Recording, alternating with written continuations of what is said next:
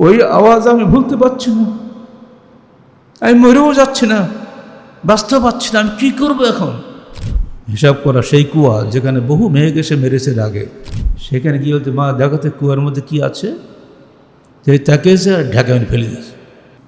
কুয়ার নিচে যাচ্ছে মেয়ে, ইয়া বতা। আহলে হাদিস আন্দোলন বাংলাদেশ। একদিন জনৈক ব্যক্তি আল্লাহ রসুলের কাছে গিয়ে ভেউ ভেউ করে কাঁদছে। তুমি কাঁদছো কেন?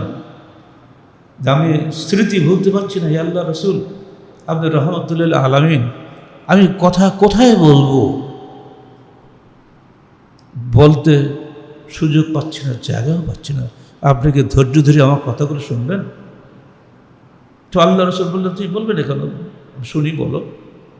বলছে, আমার মেয়েটা তখন কেবল হাঁটতে শিখেছে, আমার সঙ্গে হেঁটে হেঁটে যায়, আমি বাসায় আসলে মা বলে ডাকলে ছুটে এসে আমাকে জড়িয়ে ধরে, আমি কোথাও যাওয়ার সময় সে আমাকে ধরে, যে ছাড়তে চায় না। হঠাৎ পড়ার লোকেরা আমাকে বলল, লোকেদের মেয়ে হলে তুমি কুয়ায় ফেলে দাও, নিজের মেয়ের বেলাতে পারছ না। প্রতিবেশীদের এই টিটকারিয়া তাচ্ছিল্যে আমি একদিন সিদ্ধান্ত নিলাম, যা মেয়েকে মেরেই ফেলবো। তো মায়ের কাছ থেকে বললাম, মেয়েকে একটু বেড়িয়ে নিয়ে আসি। মা সরল বিশ্বাসে আমাকে দিল, মেয়েটা যাও বেড়িয়ে, বাবার সঙ্গে যাবে, কোনো সমস্যা নেই। কিছু দূর গিয়ে সেই হিসাব করা সেই কুয়া যেখানে বহু মেয়েকে সে মেরেছে আগে, সেখানে গিয়ে বলতে, মা দেখাতে কুয়ার মধ্যে কি আছে। সেই তাকে এসে ঢাকা ফেলে দিয়েছে। কুয়ার নিচে যাচ্ছে মেয়ে, ইয়া বতা, ইয়া আব্বা, শেষ। হে আল্লাহ রসুল, ওই আওয়াজ আমি ভুলতে পারছি না, আমি মরেও যাচ্ছি না, বাঁচতে পারছি না, আমি কী করবো এখন?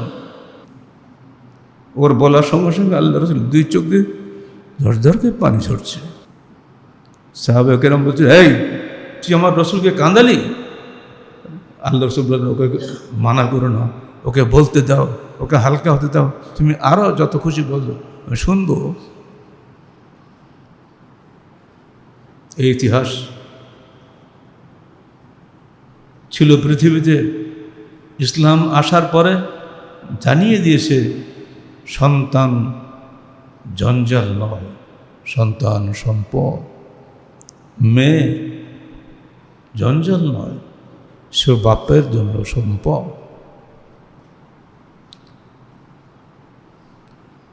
মেয়ে যে কত আদরের, মেয়ে বিয়ে দেওয়ার সময় বাবারা বুঝতে পারে, বিয়ের পরে বাপ মা ঘুমাতে পারে না, যে মেয়েটা আমার বাড়িতে ছিল, আজকে নাই। 22-23 বছর কোলে পিঠে করে মানুষ করলাম, আজকে বিয়ে দিয়ে পরে ঘরে পাঠিয়ে দিলাম, কীভাবে না জানি আছে। এখন তো মোবাইলের যুগ, তো প্রতিদিনই ফোন করে।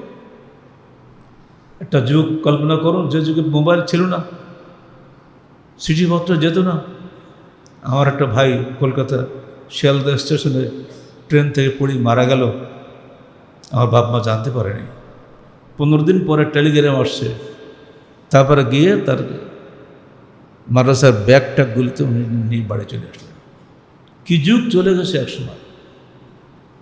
এখন তো খুবই সহজ, এত সহজ যোগাযোগ থাকা সত্ত্বেও বাপ মা বরদাস্তি করতে পারে না যে তার মেয়েকে বিয়ে দিয়েছে।